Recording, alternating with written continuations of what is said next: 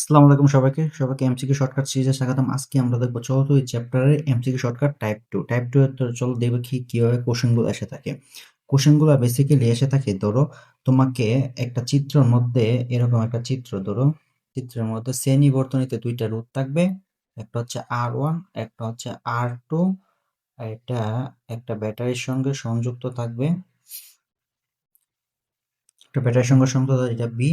তো ধরো প্রশ্নে একটা R1 এবং R2 একটা রোধ দেওয়া থাকবে, একটা ব্যাটারি দেওয়া থাকবে, শ্রেণী সমবায় বলবে। যখন শ্রেণী সমবায় বলবে তখন এটা আমরা অ্যাপ্লাই করব। একদম সিম্পল ভাই, চিত্রের দিকে তাকাও আর আমি কি পড়তেছি এটা বুঝো।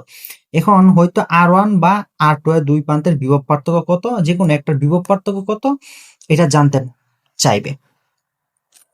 তখন আমরা এটা কিভাবে বের করব, এখন এটা আমরা দেখব। এখন দুইটার, এটা দেখো, এটা কিন্তু ধরো 3 ভোল্ট বিভব দেওয়া আছে।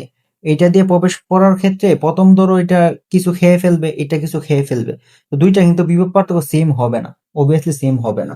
তো তখন আমরা কি করবো, এটা একটু পরিবর্তন হয়ে যাবে। তো এগুলো আমরা এখন দেখবো কি রকম পরিবর্তন হয়, এটা শর্টকাট দিয়ে বের করে দেবো। এত তুল দূর বের করতে হবে না, বের করতে হবে, এটা এমসিকিউতে আসবে, ভার্সিটি এডমিশনে আসবে বা এসএসসি তে আসবে, এটা এমসিকিউ শর্টকাট মেরে দেবো। কি করবো দেখো, এই যে বিভব ধরো আমি R1 এর বিভব বের করব, তখন এটা কি হবে, V1 equals to R1 plus R2, যেটা বের করতেছি ওইটা উপরে লিখবো, R1 ইন্টু মূল বি যত ছিল তত দিয়ে দিব। এই যে এটা শর্টকাটটা দেখতে পারছো, এই যে শর্টকাটটা সুন্দর করে দেওয়া আছে শর্টকাটটা। আর যদি যে সময় R2 মানে দ্বিতীয়টার, এই যে দ্বিতীয়টার বিভব পার্থক্য বের করতে বলবে, তখন আমরা এই শর্টকাটটা অ্যাপ্লাই করবো। কি করছি দেখো, জাস্ট উপরে একটু ইয়ে করছি, R2 বসিয়ে দিছি, R2 যেহেতু বলছে R2 বসিয়ে দিছি, এতটুকু, এছাড়া আর কিছুই নেই। এখন আমরা দেখি প্রশ্ন, দেখি যেটা পাঁচটে আসছে। পাঁচ মানে পটুয়াখালী বিজ্ঞান প্রযুক্তি বিশ্ববিদ্যালয়।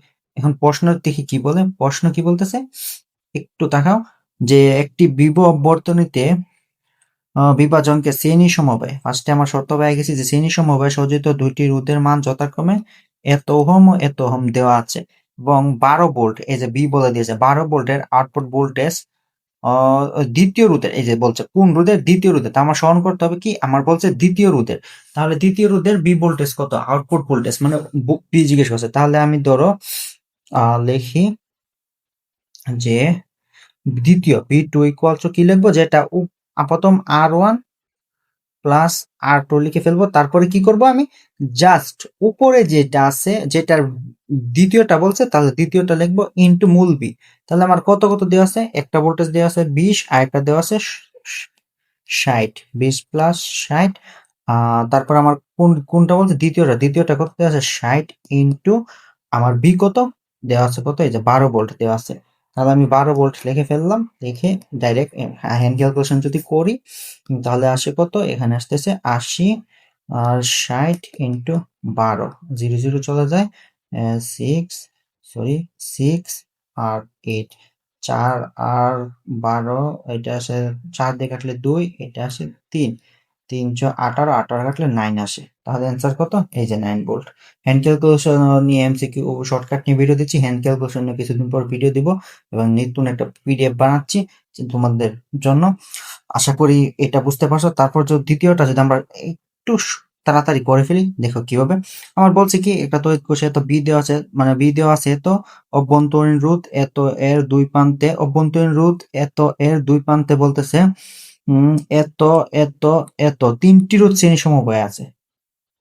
তার খেয়াল কি, যতটা থাকবে ততটা আমি যোগ করে দেবো। তিনটা ধরো, এখানে কি আছে, একটা, দুইটা, তিনটা শ্রেণী সমবায় আছে এবং একটা বি আছে, এবং এখানে একটা অভ্যন্তরীণ রোধ আর দেওয়া আছে কত, 0.52, এটার মান দেওয়া আছে 1.5, এটার মান দেওয়া আছে 2, এটার দেওয়া আছে 4.02।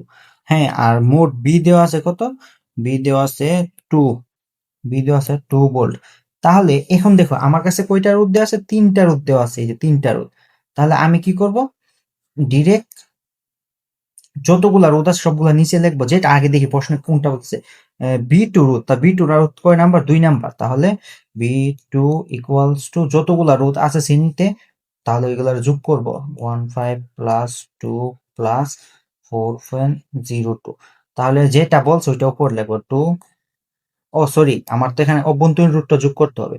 কারণ ওইটাও কিছু ভোল্টেজ খেয়ে ফেলবে। তাহলে অভ্যন্তরীণ রোধ 0.4, অভ্যন্তরীণ রোধ থাকলেই যোগ করে দেবো। আর বলে 2 দিয়ে মানে আমার নির্ণয় করতে বলতে ইনটু কি আমার যেটা ছিল, ওই যে ভোল্টেজ ছিল 2, তাহলে ওইটা আমি ইনটু করে দেবো। তাহলে তারপর এটা আমি ক্যালকুলেশন করে ফেলবো। ক্যালকুলেশন করে যেটা অ্যান্সার আসবে, এটা আমার অ্যান্সার আসে 0.5। তাহলে আমার মোট অ্যান্সার আসছে 0.5। আশা করি এটা বুঝতে পারছো। এরকম তোমাদের অনেকগুলো শর্টকাট এসে থাকবে, বা অনেক সময় দেখা যায় বেশিরভাগ পরীক্ষার মধ্যে এরকম চিত্র দেওয়া থাকে, যে এরকম চিত্র দেওয়া থাকে, বা তোমার এইটার মধ্যে এরকম চিত্র দেওয়া থাকবে, চিত্র দিয়ে যে কোনো একটা জানতে চাইবে। নেক্সট শর্টকাটে এটা দেখেছি কিভাবে বি মানে ভোল্টেজ বের করতে হয় এটার দুই প্রান্তে, তারপরে দেখাবো কিভাবে আই বের করতে হয়। দেখা হচ্ছে অন্য কোনো ভিডিওতে। সে পর্যন্ত সবাই সুস্থ কামনা করতেছি। আসসালামু আলাইকুম।